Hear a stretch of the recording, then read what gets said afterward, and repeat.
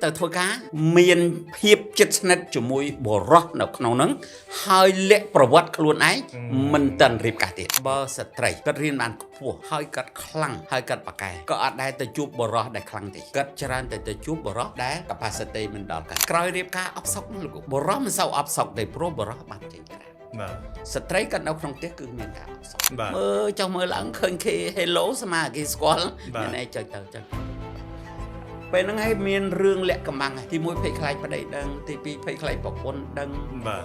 ចាប់លាក់ក្បត់ដោយអត់ដឹងខ្លួន Facebook គឺជា virus នៅក្នុងសង្គមមួយហើយក៏វាជាព័ត៌មានមួយល្អដែរបើយើងប្រើវាចំទិសដៅវាធ្វើឲ្យយើងបានតែបើយើងប្រើខុសទិសដៅលេងលះគ្នាយើងដល់ឱកាសឲ្យអ្នកផ្សេងចូលមកក្នុង family វាអត់មានរឿងទុកស្រីប្តីខាន់លុយទេកំពុងតែ mindset នឹងវាជាប់នៅក្នុងខួរក្បាលមិនទេវាមិនមែនអញ្ចឹងទេវានៅលើភាពស្មោះត្រង់ទេទាំងអស់នេះមាននៅក្នុងកម្មវិធី Lee How Podcast ភាគទី2បាទសូមស្វាគមន៍មកកម្មវិធី Lee How Podcast វគ្គទី2ហើយសម្រាប់វគ្គទី2នេះយើងមានប្រធានបទថ្មីមួយទៀតសម្រាប់ជូនទៅបងអូខេចូលមកវគ្គទី2យើងមានសំណួរសួរថារៀបការរួចគួររកលុយទាំងពីរនាក់ឬក៏រកម្នាក់នៅខាងក្រៅហើយម្នាក់ទៀតធ្វើការងារផ្ទះនៅខាងក្នុងសូមបងជួយតាមបទពិសោធន៍ជាក់ស្ដែងរបស់បងអរគុណប្រិមិត្តពងតាមដានសំណួរនេះវាជាសំណួរមួយដែលចាក់ដោតទៅដល់យុវជនជំនាន់ក្រោយដែលកំពុងតែរៀបការហើយបាទសំណួរនេះបើតាមបទពិសោធន៍របស់ខ្ញុំវាមាន2ជំរើសវាមាន13ជំរើសបាទអញ្ចឹងខ្ញុំឆ្លើយថាវាមាន3បាទមាន3ទី1យើងអាចថាឲ្យបរិះចេញប្រពន្ធនៅផ្ទះជំរើសទី2យើងអាចចេញទាំងពីរនាក់បាទហើយរួមដៃគ្នាបាទជំរើសទី3វាអាចបរិះចេញឬស្ត្រីចេញបាទមិនប្រកាសទេអញ្ចឹងបានខ្ញុំមានបទពិសោធន៍ទៅលើអាពាហ៍ពិពាហ៍បើស្ត្រីគាត់រៀនបានខ្ពស់ហើយគាត់ខ្លាំងហើយគាត់ប៉ាកែក៏អត់ដែលទៅជួបបរិះដែលខ្លាំងទេគាត់ច្រើនតែទៅជួបបរិះដែល capacity មិនដល់កាត់កម្រិតវប្បធម៌នឹងការចេះដឹងមិនដល់បាទប៉ុន្តែភាគរយច្រើនតែបរិះមានលទ្ធភាពជាងស្ត្រីប៉ុន្តែទី1គឺឲ្យទី1សិនចុះយើងក្រោយពីរៀបអាពាហ៍ពិពាហ៍យើងគួររួមដៃគ្នាបើយើងធ្វើការយើងធ្វើទាំងពីរបើយើងរស់ស៊ីយើងសហការគ្នាហេតុផលដោយសារយើងនៅក្មេងហើយយើងអត់តាន់ចាប់ដៃចាប់ជើងគឺមានន័យថាអត់តាន់បានបង្កើតកូនហើយគេចង់សួរទៀតថាចង់បានកូនពេលណានឹងចាំសំណួរចុងក្រោយចាំឆ្លើយបាទឥឡូវនឹងអត់តាន់ឆ្លើយទេប៉ុន្តែសួរខ្ញុំថាតើគួរដើរច្រកណាប្រឡោះណាឲ្យវារលូនហើយឲ្យវាស្មូតគឺមានន័យថាបើយើងមានលទ្ធភាពក្នុងការសមត្ថភាពនិងលទ្ធភាពធ្វើការទាំងពីរនាក់ធ្វើតែដល់មកជួបគ្នាវិញប៉ុន្តែបើសិនជាបរិះធ្វើការហើយស្ត្រីគាត់នៅផ្ទះអាចឲ្យគាត់មានអាជីវកម្មអីមួយក៏បានដែរដើម្បីកំដរអបសក់ក្រោយរៀបការអបសក់នោះលោកបាទបរិះមិនសូវអបសក់ទេព្រោះបរិះបានចេញក្រៅបាទស្ត្រីគាត់នៅក្នុងផ្ទះគឺមានការអបសក់បាទហើយជំងឺអបសក់ឥឡូវហ្នឹងវាអាចមានថ្នាំព្យាបាលហើយថ្នាំកែបានគឺទូរស័ព្ទលេងទូរស័ព្ទ telephone Facebook TikTok អីចឹងបាទអាហ្នឹងវាជំងឺបាត់អបសក់បាទប៉ុន្តែអាជំងឺនេះវាមាន virus បាទឆាតចុះឆាតឡើងមើលចុះមើលឡើងលពើដៃលពើជើងបាទ ចឹងហើយបានស្ត្រីខ្ញុំចង់ផ្ដាំទៅក៏ទាំងបរោះទាំងស្ត្រីកុំឲ្យគិតថាការឆាតលេងវាល្អឬមិនល្អមិត្តភ័ក្តិអូខេតែដំបូងវាអាចមិត្តភ័ក្តិ បាទ ក្រោយពីមិត្តភ័ក្តិនៅពេលដែលសេតនៅសេតហ្នឹងនៅពេលដែលប្តីធ្វើឲ្យអត់សប្បាយចិត្ត បាទ ក៏អាចយករឿងទៅខ្លួនទៅចែករំលែកឲ្យមិត្តភ័ក្តិនេះហើយវាជាឱកាសអញ្ចឹងខ្ញុំប្រាប់ថា Facebook គឺជា virus នៅក្នុងសង្គមមួយហើយក៏វាជាព័ត៌មានមួយល្អដែរបើយើងប្រើវាចំទិសដៅវាធ្វើឲ្យយើងបានប្រយោជន៍ បាទ តែបើយើងប្រើខុសទិសដៅលេងលះគ្នា បាទ ហេតុអីដំបង Hello បងអូនមីងមេពូដំបងនេះវាជា virus មួយដែល start មកដល់យើងអត់បានដឹងខ្លួនទាំងអស់ប៉ុន្តែបរិះខ្លះក៏គិតមានឱកាសនារីខ្លះក៏គិតមានឱកាសឆ្លៀតនៅពេលហ្នឹង បាទ ហើយក៏អត់ដែលខ្វល់ទេសម័យនេះអត់សូវខ្វល់ថាឆាតទៅសួរថាណែមានប្តីនៅ បាទ ណែមានប្រពន្ធនៅ No ក៏អត់ឆាតសួរអញ្ចឹងទេ បាទ នៅឯណាសុខសប្បាយដល់ប្តីទៅធ្វើការបាត់ប្រពន្ធគាត់អបសុខគាត់ចិត្តតែខ្វាចបាទពួកអាហ្នឹងវាបាត់អបសុខ បាទ អញ្ចឹងហើយបានថាបង្កើតមុខរបរទូចឲ្យកាត់ក៏បានឲ្យកាត់លក់អនឡាញក៏បានឲ្យកាត់លក់ឲ្យធ្វើម៉េចឲ្យក ុំឲ្យទៅនេះ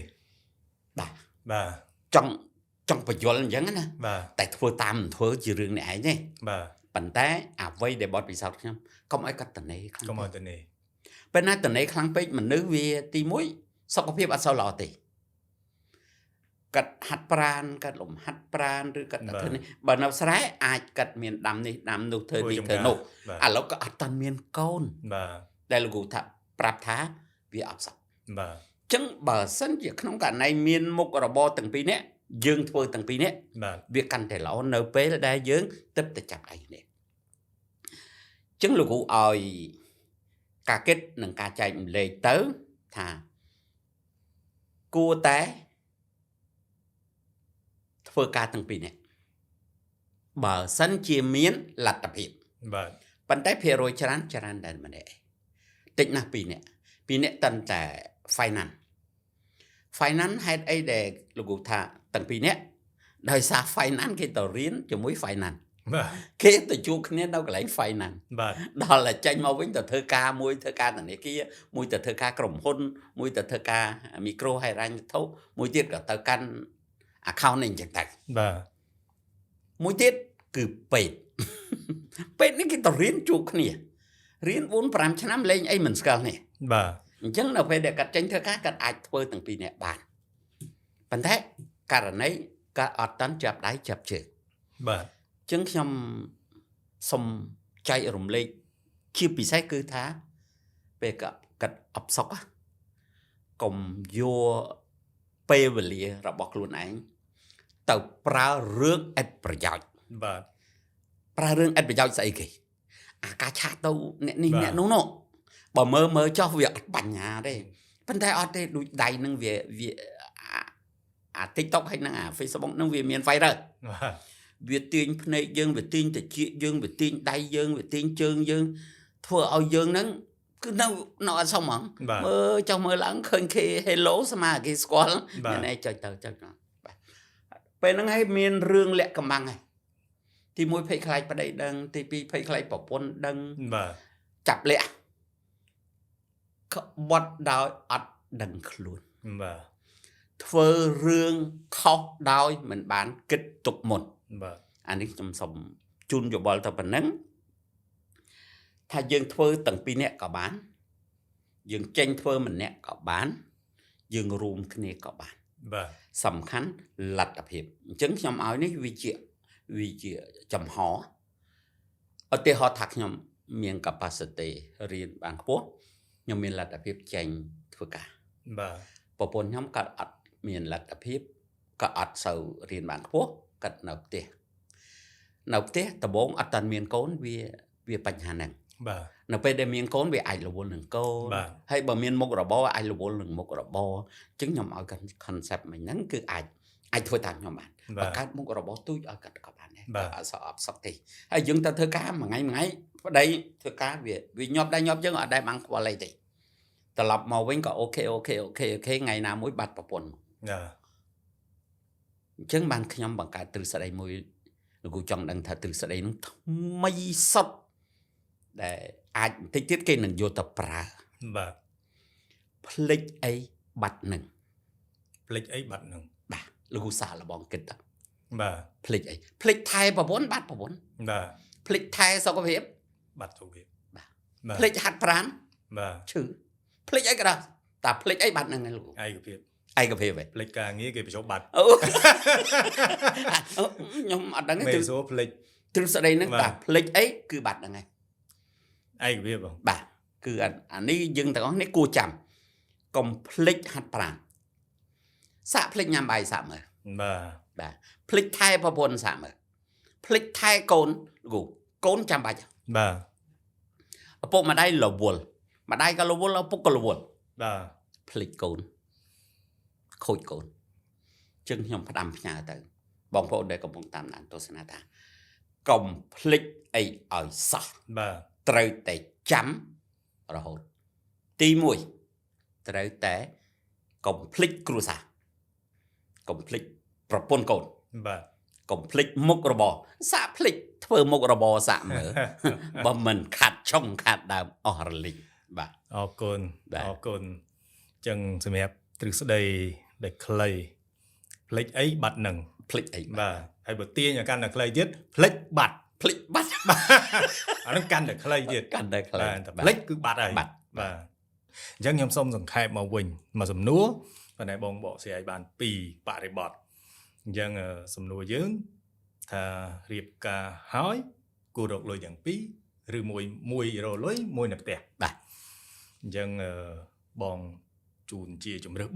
3ទី1អាចចេញតែម្នាក់ប៉ុន្តែបរោះចេញព្រោះភាគច្រើនតាមការកត់សម្គាល់ឬបទពិសោធន៍របស់បងភាគច្រើនបរោះគាត់មានលទ្ធភាពឬមានសមត្ថភាពច្រើនជាងមានឱកាសច្រើនជាងក្នុងការចេញជំរើសទី2អាចថាចេញទាំងពីរបើសិនជាសេដ្ឋកិច្ចទាំងពីរនាក់ទៅចាប់ដៃគ្នារៀបការយើងមិនតន់រឹងមាំអញ្ចឹងយើងគួរចេញទាំងពីរទៅទី3អាចថាស្ត្រីមិនប្រកាសថាជាបរោះទេបាទទៅជាប្តីជាមេផ្ទះម្ដង បាទ អញ្ចឹងទៅជ្រះមកវិញហើយទី3អាចថាភាគរយតិចបាទតាមសង្គមយើងជាក់ស្ដែងហើយមួយទៀតក្រោយរៀបការបងបញ្ជាក់ថាបើសិនជាអាចគឺទាំងពីរទៅ ល្អ បំផុតបាទដោយសារចូលបរិបត្តិមួយដែលបងបាន highlight ចេញមកខាងក្រៅគឺខ្លាចបំផុតមានជំងឺអបសុខបើសិនជា បាទ ប្រពន្ធនៅផ្ទះ ប៉ុណ្ណាទេ បាទព្រោះការងារមិនជាច្រើនទេ បាទ ពីព្រោះអត់ទាន់មានកូនជាប់ដៃជាប់ជើង បាទ យើងអត់ទាន់មានអី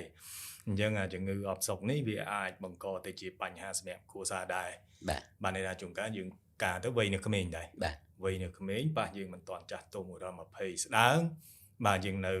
បើរូបសម្បត្តិនឹងស្រស់ស្អាតតែម្ដងព្រោះសម័យឥឡូវនរណាក៏ស្រស់ស្អាតដែរ បាទ ទាំងសក់ទាំងអីហ្នឹងហើយបើសិនជាយើងមានគ្រួសារហើយជួនកាលយើងលាក់ profile ទៀតគេអត់ដឹងទេស្មើ single ទៀតអានឹងហត់ទៅវិញឆ្ងា បាទ យបាទហើយអាចនិយាយថាអាបណ្ដាញសង្គមហ្នឹងយើងមានថាមុខពីរចុះ មុខពីរ បាទមានថាបើយើងប្រើត្រូវវាដូចថ្នាំពៅបាទយើងប្រើទៅវា បាទ ជួយអ្នកខ្លះអាចប្រើ តែ បណ្ដាញសង្គមរកលុយបានណា តែប្រើខោ បាទ លុយវ៉ែ អញ្ចឹ ដែរ ង ចិត្ត បាទដល់ពេលបើប្រើកោទៅថ្នាំពុលវិញ បាទណាំ បាទអញ្ចឹងអានឹងគឺវា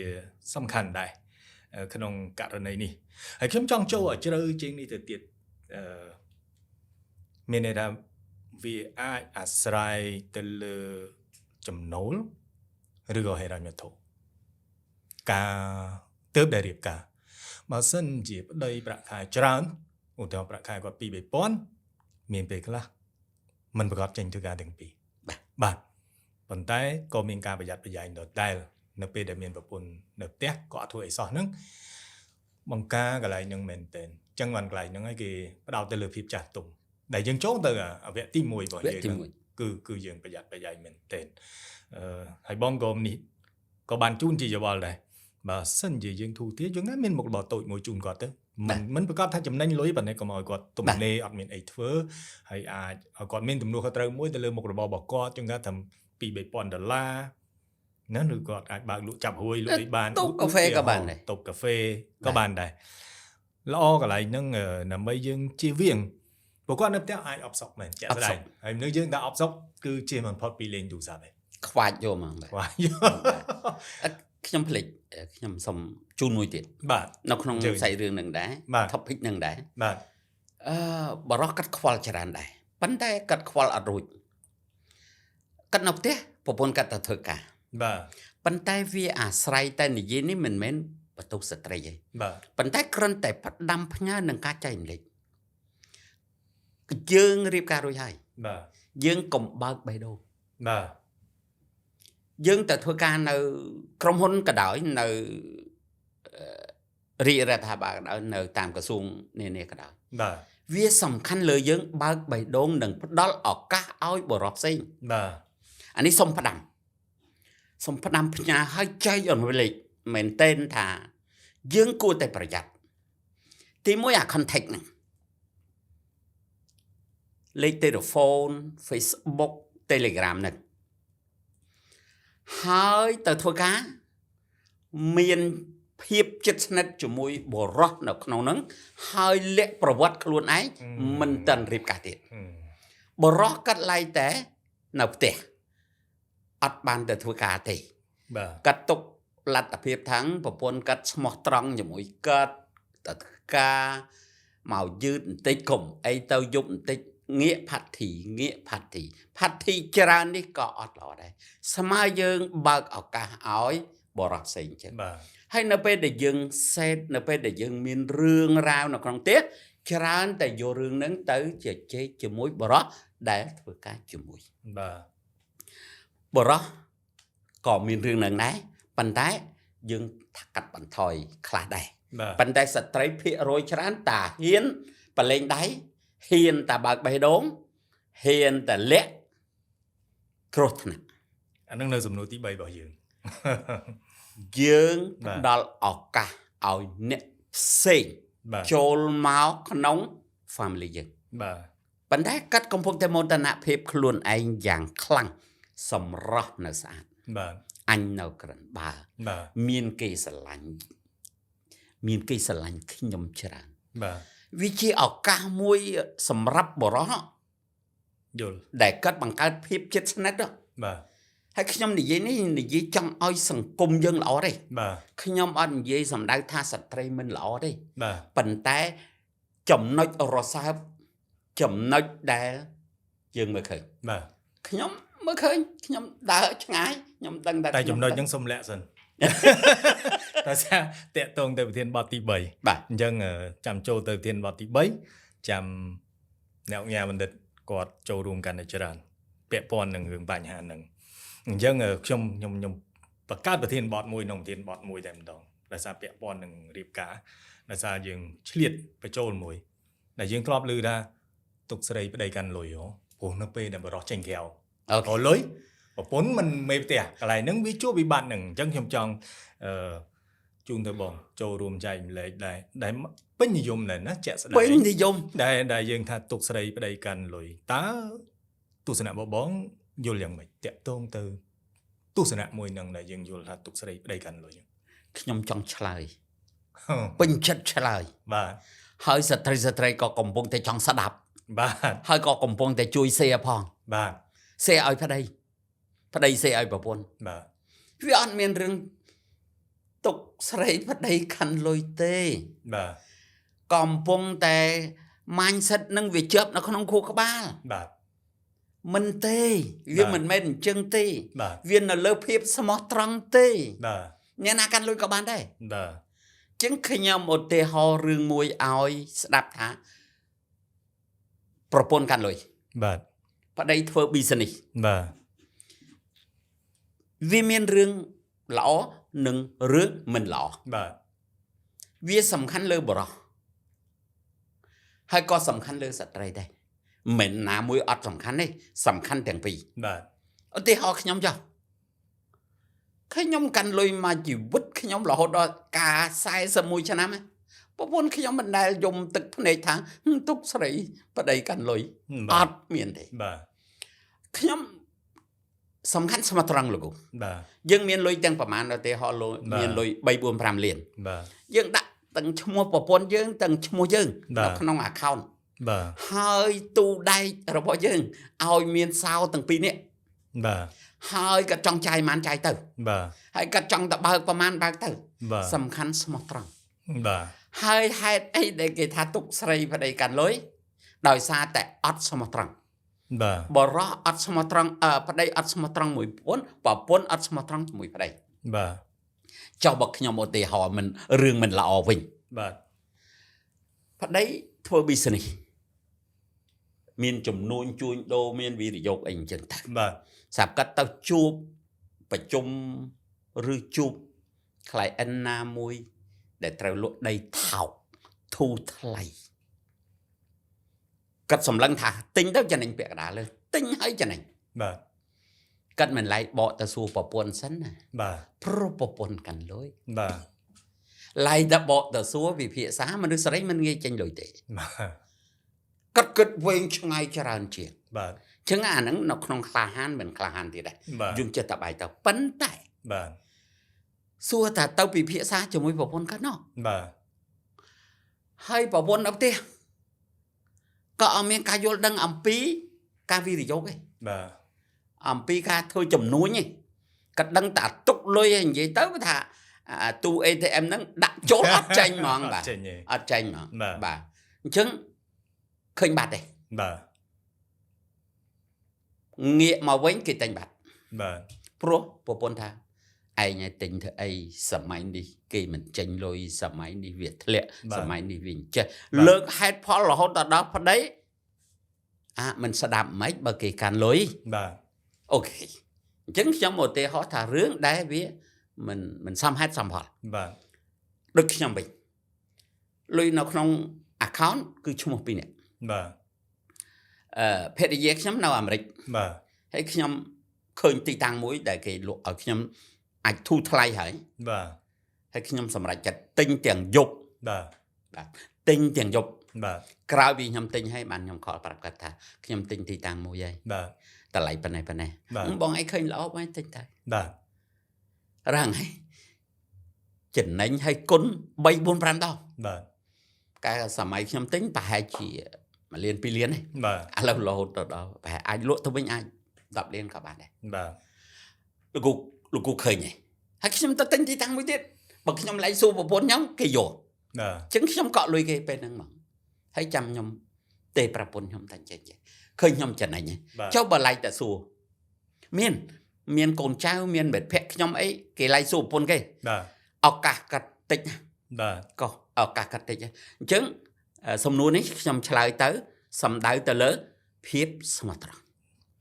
ពីរនាក់មានភាពស្មោះត្រង់អត់ចុះទុកឲ្យប្រពន្ធកាន់លុយចុះបើប្រពន្ធមានសហាយឲ្យលួចបញ្ចេញទៅវាយ៉ាងមិនដែរខ្ញុំសួរថាអានឹងប្តីទឹកភ្នែកវិញហើយអស់លុយដោយអត់ដឹងទេមានលោកគ្រូ បាទ រឿងនេះវាមាន បាទ ហើយយើងអ្នករកយកទៅទុករកបានទុកហើយឆែកកាបូបលុយទៀតដកទុកឲ្យតែ100អីចាយហើយចុះបើប្តីចំប៉ាវបរទេសប៉ាវអីដកមកមិនអត់លុយតែនៅសម័យនេះមានអេបហើយមានអីវាធូរជាងសម័យមុន បាទ សម័យមុនតាហ៊ានដកកាបូបលុយដកលុយពីកាបូបប្តីហើយគ្រោះថ្នាក់ហើយអញ្ចឹងខ្ញុំសូមជូនយោបល់ទៅថាពាក្យនឹងខ្ញុំអត់ទទួលយកទេ បាទ ហើយខ្ញុំក៏ផ្ដល់ទៅវិញដែរថាពាក្យនឹងឈប់ប្រើទៅតែយើងប្រើភាពស្មោះត្រង់ទាំងសងខាងវាប្រសើរជាងល្អជាងហើយរស់នៅមនុស្សពីរនាក់ឲ្យតែមានភាពស្មោះត្រង់មិនមានរឿងនឹងកើតឡើងទេអ្នកណាក៏អត់ហូរទឹកភ្នែកទេចុះដូចខ្ញុំឧទាហរណ៍មិញចុះបើប្រពន្ធលួចបញ្ចេញទៅបាទបាទ ហើយបរោះគ្នាមានដឹងអីដឹងខំប្រឹងរមែនអញ្ចឹង បាទ ដល់ថ្ងៃមួយអស់មិត្តភក្តិខ្ញុំសួរថាលុយតាណាអស់កាត់ទុកប៉ុន្មាននេះ បាទ កាត់ទុកចូល1លានដុល្លារនៅក្នុង account បាទ គ្រាន់តែអត់បានមើលអស់គ្រឿងនៅក្នុងទូដែក បាទ គ្រឿងពេជ្រទិញមួយឈុត4-10ម៉ឺន បាទ លោកគ្រូដឹងកើតអីឡើងឯងអាពេជ្រហ្នឹងទៅជាគ្រីស្តាល់ទាំងអស់ អានឹងភាពមិនស្មោះត្រង់បាទអញ្ចឹងកុំឲ្យប្រើពាក្យទុកស្រីប្តីកាន់លុយ ខ្ញុំបានឧទាហរណ៍នៅក្នុងសង្គមយើង បាទ អ្នកមានច្រើន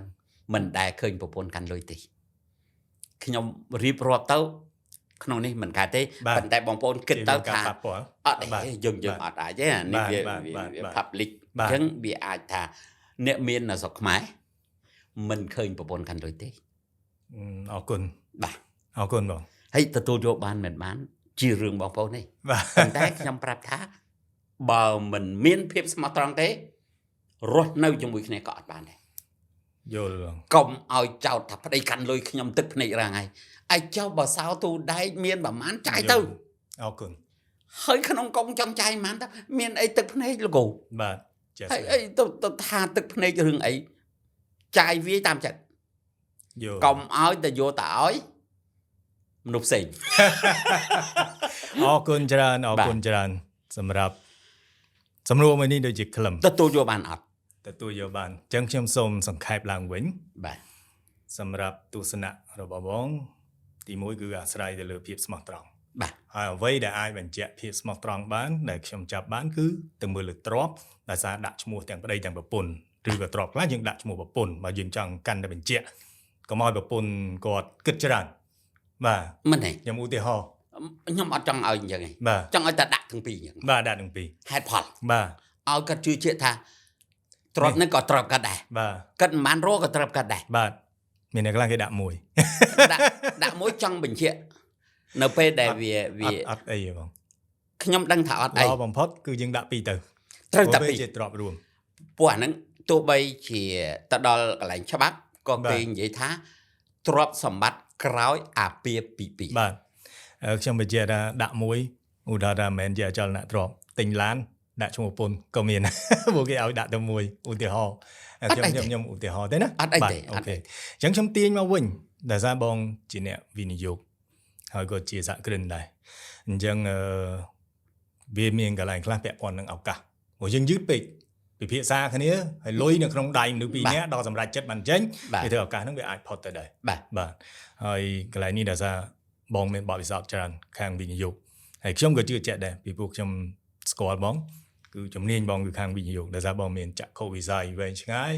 ហើយជាទូទៅមើលមិនសូវខុស ដែលខ្ញុំធ្លាប់ជំរាបគាត់ថាគាត់ការរីកគ្រប់រដូវបាទគាត់អាចរីករហូតកន្លែងហ្នឹងខ្ញុំសូមទាញមកវិញបន្តិចករណីទុកស្រីប្តីកាន់លុយនេះយើងប្រយ័ត្នប្រយែងមែនទែនវាមានបរិះខ្លះពិតជាគាត់ហួងហែងលុយគាត់មែនទែនអត់ហ៊ានទិញអីចំណាយលើប្រពន្ធដូចបង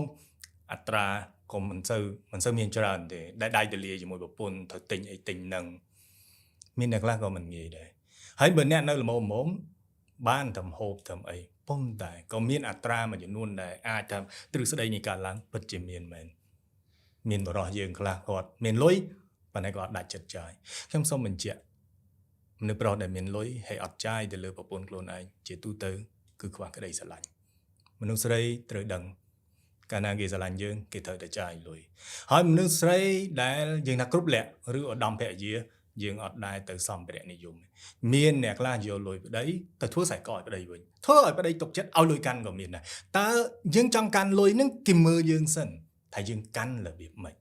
ខ្ញុំអាចបញ្ជាក់កន្លែងហ្នឹងបានអញ្ចឹងជាទូទៅសម្រាប់អ្នកដែលវិនិយោគដោយបងមានភាសាយើងសម្ដៅថាអ្នកមានតែចុះហើយបងផ្ដោតលើតែស្រុកខ្មែរជាទូទៅមិនថាតែស្រុកខ្មែរទេគឺវាច្រើនគេកាន់លុយនឹងឯងដោយសារការវិនិយោគហើយជាពិសេសពេលដែលយើងចូលទៅបើកក្រុមហ៊ុនមួយយើងសហការគ្នាយើងអត់ដែរយកទៅសួរប្រពន្ធទេម្នាក់ជា CEO ម្នាក់ជា CFO ម្នាក់ជា COO សិតតែអ្នកខ្លះទៀតមកក្នុង board យើងហ្នឹងក្រុមប្រឹក្សាពិបាលហ្នឹង បាទ សិតតែគេអ្នកខ្លាំងអ្នកបកាយហើយបើមានស្អីទៅសួរប្រពន្ធគេថានៅទីនេះមិនមែនជាស្ថាប័នរបស់គ្រួសារយើងទេ បាទ អញ្ចឹងហើយដែលគេអត់ឲ្យពាក់ព័ន្ធជាមួយក្រុមគ្រួសារ បាទ ប្តីចេញមកគឺប្តីប្រពន្ធចូលទៅគឺប្រពន្ធអត់មានប្រពន្ធទៅសួរប្តីសិនទេ បាទ ក្នុងនាមយើងជា CFO ក៏ដោយកន្លែងហ្នឹងដែលគេប្រយ័ត្នហើយជាពិសេសយើងទាញចូលបរិបទមួយបើសិនយើងធ្វើការដូចគ្នាមិនមែនមួយរ៉ូស៊ីទេយើងនិយាយក្នុងបរិបទបើយើងធ្វើការដូចគ្នាយើងមើលសិនបើមនុស្សស្រីគេចេះទុកដាក់ជាទូទៅមនុស្សប្រុស គឺគាត់នឹងបកគោលឲ្យកាន់ហើយពួកយើងធ្វើការដូចគ្នានៅស្រីគាត់ចេះរៀបចំចាត់ចែងហើយជាពិសេសបើសិនមនុស្សប្រុសបើកមកចាយប៉ាវមិត្តភ័ក្តិសម្ភារៈទំនើបដូរឡានរហូតមានដែរ មាន ទិញរបស់ដែលមិនចាំបាច់ បាទ បាទទិញរបស់ដែលមិនចាំបាច់ជាពិសេសយើងហៅថាសម្ភារៈនិយមមានន័យថាគាត់ចូលចិត្តលេងអ្វីដែលលើសពីលទ្ធភាពឧទាហរណ៍ឡានយើងទិញម្ដងងាកដូរសេរីដូរម្ដងខាត់ពី 30000 បានណាយើងមិននិយាយច្រើនអាល្មមក៏ខាត់ 12000 ដែរ បាទ ចុះបើសិនជាប្រាក់ខែយើងទៅម្នាក់ 1000 យើងអាងថាយើងមានប្រាក់ខែម្នាក់ 1000 2នាក់ប្តីប្រពន្ធ 2000 ហើយយើងចេះតែដូរឡានតាមចិត្តជាទូទៅកន្លែងហ្នឹងមនុស្សស្រីក៏អាចទុកដាក់បានបកមកវិញខ្ញុំធ្លាប់មើលមួយយើងនៅក្នុងបរិបទធ្វើការយើងអត់ទាន់ចេញទៅដល់អ្នកវិនិយោគឬអ្នករកស៊ីបើក្រុមហ៊ុនខ្លួនឯងជាទូទៅបើសិនជាប្រពន្ធជាមេផ្ទះហើយបើសិនជាយើងជាមនុស្សប្រុសប្រាក់ខែយើងមាន 1000 ជាងយើងថាមាន 1000 ចុះ 700 ក៏បានដែរជាទូទៅយើងញែកអញ្ចេះលុយសម្រាប់ជីវភាពយើងអាចទុកឲ្យគេថែរក្សាបានបើសិនជាយើងវិនិយោគខុសក្នុងអំឡុងពេលកន្លះឆ្នាំមួយឆ្នាំយើងនៅមានស្បៀងពីព្រោះលុយវិនិយោគហ្នឹងយើងទុកឲ្យគេមានតែក្រុមគ្រួសារយើងប្តីប្រពន្ធយកអត់មានកូន$300យើងចាយពីអ្នកប្តីប្រពន្ធបានតែយើងឲ្យគេម្ដង500អញ្ចឹងស្មើ200ទៀតគេយកទៅសំស្បៀងអញ្ចឹងមនុស្សប្រុសបើសិនជាមានលុយសល់គាត់យកទៅវិនិយោគដើម្បីយើងប្រកបជាថាយើងចេញទៅប្រយុទ្ធនៅខាងក្រៅទោះបីយើងបរាជ័យផ្ទះយើងនៅមានស្រូវមានជង្រុកកន្លែងហ្នឹងវាសំខាន់អញ្ចឹងហើយបានគេរៀបក្បួនគេតែម្ដងលុយជីវភាពគេមិនដែលថាមួយខែអត់យើងអត់មានអីហូបទេគេអាចធ្វើអញ្ចឹងបានក្នុងករណីដែលប្រពន្ធជាស្ត្រីមេផ្ទះគេអាចផ្ដល់ជាលុយជីវភាពឲ្យគាត់ដើម្បីគាត់សន្សំហើយប្រពន្ធហ្នឹងគឺភាគច្រើនការចេះសន្សំហើយបើអត់ចេះសន្សំច្បាស់ជាចូលទុកស្រីប្តីកាន់លុយទៀតហើយដោយសារតែអានឹងខ្មែរយើងគេថាគឺជាធ្លុះអញ្ចឹងទោះបីគេដាក់ម៉ានក៏វាចេញមកអស់ដែរបើពីងវិញទោះបីប្តីខំហែកទឹកមិនក៏វាត្រូវហៀចេញមកដែរឲ្យតែវាធ្លុះឬក៏វាជ្រាបបើសិនជាធម្មតាទេប្តីធម្មតាមនុស្សប្រុសដូចបងមានប្រសាសន៍ពីដើមពីវគ្គយើងទី1ហេតុអីយើងមានឱកាសជាងដោយសារយើងមានមជ្ឈតាយើងមានក្តីសុបិនប៉ុន្តែយ៉ាងហោចណាស់ក៏យើងមិនអាចឲ្យមនុស្សស្រីដែលយើងស្រឡាញ់នឹងមកវេទនាតាមយើងដែរអញ្ចឹងត្រូវដកលុយជីវភាពទុកម្លែកសល់ម្លែកយើងអាចវិនិយោគលុយយើងគ្រប់ពេលណាមានពេលខ្លះយើងអាចចង់ទៅបើកក្រុមហ៊ុនជាសហគ្រិនទាំងបទពិសោធន៍យើងអញ្ចឹងក៏មានមនុស្សស្រីម្នាក់នៅគ្រប់គ្រងយើងពីក្រោយដែរកន្លែងហ្នឹងគឺជារឿងមួយសំខាន់អញ្ចឹងចង់បញ្ជាក់មកវិញថាបើសិនជាលុយទូចយើងកាន់វាអត់សល់មនុស្សស្រីចង់ដឹងសល់លុយមិនសល់លុយគាត់កេងតាំងថ្លៃមកហូបគាត់កេងតាំងពីហ្នឹងនេះជាសញ្ញាណមួយដែលមនុស្សប្រុសគេមានភាពកក់ក្ដៅគេមានសុវត្ថិភាពក្នុងការប្រគល់លុយហើយមួយទៀតពេលដែលគេត្រូវការវិនិយោគបើដូចបងមានប្រសាសន៍យកទៅណាទៀតហើយយើងអាចខ្លាចទៅជាឧបសគ្គរបស់ប្តីដូច ATM បងថាអញ្ចឹងចូលស្រួលវារកកន្លែងចេញអត់ឃើញហើយកុំភ្លេចថាមនុស្សប្រុសគាត់មានឆន្ទៈគាត់មានក្តីសុបិនគាត់មានមជ្ឈតាមកគាត់អញ្ចឹងប៉ុន្តែគាត់ត្រូវការមនុស្សស្រីមួយអញ្ចឹងបានគេថាមនុស្សប្រុសជោគជ័យត្រូវមានមនុស្សស្រីម្នាក់នៅក្រៅជួយរៀបចំជួយចាត់ចែងមានតែយើងពិភាក្សាគ្នាប៉ុន្តែមនុស្សស្រីត្រូវបង្ហាញថាយើងគឺជាអ្នកគ្រប់គ្រងមួយរបស់មនុស្សប្រុសដើម្បីគាត់មានកម្លាំងចេញទៅប្រយុទ្ធហើយយើងជាទីប្រឹក្សាមួយប៉ុន្តែការសម្រេចចិត្តយើងនៅបកគលជូនគាត់ថាបងសម្រេចចុះពុំមានអីយើងរួមសុខរួមទុក្ខជាមួយគ្នានៅពេលដែលយើងរួញទៅអញ្ចឹងជុំថាប្តីអកសើមកវិញថាអត់ទេមនុស្សយើងគឺអញ្ចឹងណាបងយើងកាន់តែខាត់គេកាន់តែចង់ប៉ុន្តែយើងកាន់តែបលែងមនុស្សអាចអត់ចង់វិញនេះដោយសារភាពឆ្លាតវៃរបស់មនុស្សស្រីអញ្ចឹងកន្លែងនេះរៀនបទកន្លែងនេះដូចខ្ញុំជម្រាបអញ្ចឹងបើសិនជាកាន់លុយហើយវាចេះតែកើនគឺភាគច្រើនខ្ញុំនិយាយក្នុងបរិបទការងារធ្វើការពីរនាក់ឬក៏ប្រពន្ធនៅផ្ទះប្តីធ្វើការក៏ប្តីអាចឲ្យលុយកាន់ដែរដោយសារយល់ប្រពន្ធចេះទុកចេះដាក់តែបើសិនជាចេញទៅដល់វិនិយោគជាសហគ្រិនដោយបងមានប្រសាសន៍អញ្ចឹងពីព្រោះជួនកាលមក transaction យើងជួនកាល site យើងសញ្ញាមួយវ៉ាល់លានបាទយកមានពេលវេលាគ្រប់គ្រាន់អញ្ចឹងកន្លែងហ្នឹងហើយណាមួយគាត់កាន់លុយដល់វ៉ាល់លានហើយគាត់ធ្វើការវិនិយោគមានន័យថាគន្លៀតនៃការយល់ដឹងចំណេះដឹងបទពិសោធន៍សង្គមជាភាសាការរស់ស៊ីហ្នឹងមិនដឹងទៅបញ្យល់គាត់ថាម៉េចគាត់មើលដីចេញដីតែយើងមើលដីវាអាចចេញអីផ្សេងចេញមាសឧទាហរណ៍អញ្ចឹងបងគាត់នៅឃើញផលិតផលមួយដឹងថានាំចូលមកវាល្អដោយសារបងឆ្លងកាត់បទពិសោធន៍ឆែកមើលអំពីក្រុមហ៊ុននឹងមុននឹងបងនាំចូលឧទាហរណ៍បើគាត់ក៏អត់តែទោះបីមិនក៏ដោយដោយសារម្នាក់ចេញខាងក្រៅគេច្បាស់ជាងនៅក្នុងសង្គមជួនកាលប្រពន្ធគាត់ធ្លាប់ចេញមែនប៉ុន្តែ 10 ឆ្នាំមុនឬ 5 ឆ្នាំមុនអញ្ចឹងសង្គមវាប្រែប្រួលកន្លែងខ្លះក៏តាមអត់តាន់វាអាចជាឧបសគ្គដែរតែស្អីក៏ដោយវាអត់មានត្រូវវាអត់មានខុសដាច់ខាតទេនេះគ្រាន់តែជាយោបល់ក្នុងការចូលរួមហើយយើងជាធាតុចូលដើម្បីយើងយកទៅសិក្សានៅបទពិសោធន៍ជាក់ស្ដែងហើយយើងបំលែងតាមភាពជាក់ស្ដែងរបស់យើង អានេះយើងឲ្យលទ្ធភាព បាទ ខាងអ្នកណាមានលទ្ធភាពជាង បាទ ខ្ញុំនិយាយដើមមនុស្សពីរនាក់ បាទ អេឡូម៉ាំដែលសួរប្រពន្ធផង បាទ ត្រាំក៏ដែរសួរប្រពន្ធប៉ុន្តែបើលឺអីកុំខឹងខ្ញុំខ្ញុំនិយាយកាពិតទេណាអានេះជាកាពិត បាទ អេឡូម៉ាចាយលុយ100លានធ្វើឲ្យផ្ទុះអត់បានប្រយោជន៍សួរអេឡូម៉ាដែលខូចចិត្តទេត្រាំវាយកទៅអស់ជាពាក់គេដល់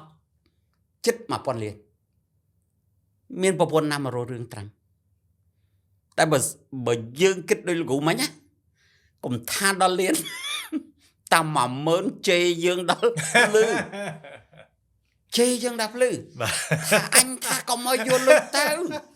ថាកុំឲ្យវិរិយោ បាទ ហើយឈួតទេផ្ទុះគ្រាប់ដល់អស់100លាន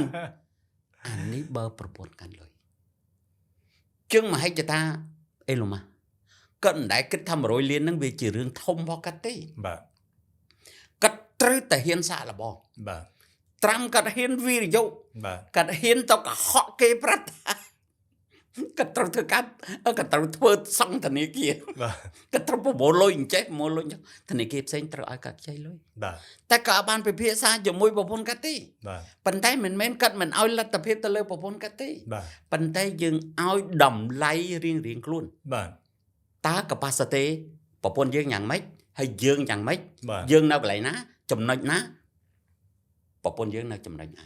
អានេះខ្ញុំឲ្យមិនមែនថាឲ្យមនុស្សស្រីអន់ទេខ្ញុំឲ្យមនុស្សស្រីមានលទ្ធភាពដូចគ្នាប៉ុន្តែគាត់នៅចំណុចណាយើងនៅចំណុចណាអានេះបងប្អូនស្ដាប់ហើយដាក់លើអញ្ជើញឲ្យថ្លឹងខ្លួនឯង បាទ ថាខ្លួនឯងជាអ្នករលុយឬខ្លួនឯងជាអ្នកចាយចាំបើចេះតែចាយវាមិនអស់ចុះល្ងងអីមិនក៏មិនដេកតែចាយទៅ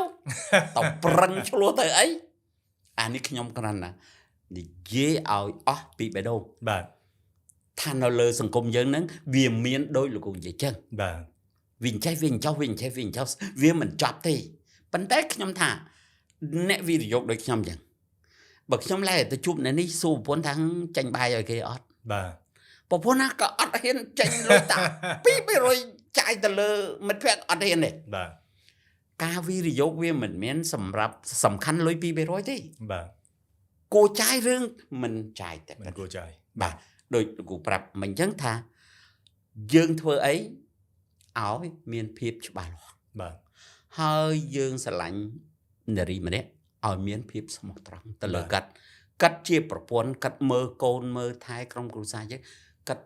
ឲ្យតែផ្ដល់តែភាពស្មោះត្រង់ឲ្យកាត់មួយហ្នឹងកាត់សប្បាយចិត្តដែរប៉ុន្តែក៏មានមួយចំនួនទូចចិត្តចង្អៀត មាន ចិត្តចង្អៀតហ្មងតាលុយចូលទូដៃគិតបាត់ស្កាត់ធឹងហ្មងប្តីត្រូវខែនិយាយមកយកអត់ធ្លាក់មកតែស្អែកត្រូវការលុយ500ក៏អត់ប្រឡែងមកបាត់បង់ទំនុកទុកចិត្តហើយកាត់ធ្វើអញ្ចឹងកាត់គិតថាល្អ បាទ ប្តីកាន់តែមានគំនិតខូចលាក់លុយវិញហើយ បាទ អញ្ចឹងយើងស្មោះទៅមានប៉ុន្មានយកទៅដាក់ក្នុងទូទាំងអស់ទៅហើយលេខកូដនឹងដឹងទាំងអស់គ្នាទៅហើយដាក់លុយចូលក្នុងកង់ប្រាប់ទៅវាលោតចូលនៅក្នុងអាអេបនឹងទាំងអស់ បាទ វាសំខាន់ណាស់ស្មោះត្រង់ បាទ ហើយជីវិតមនុស្សចាស់ហេតុអីធ្វើស្មោះត្រង់វាពិបាកអី ខ្ញុំឆ្ងល់ណាស់ចិត្តតលេងបន្តិចទៅវាមិនឲ្យចង្អៀតម៉េច បាទ ស្មោះត្រង់ពិបាកចឹងហើយបានមានតម្លៃភាពស្មោះត្រង់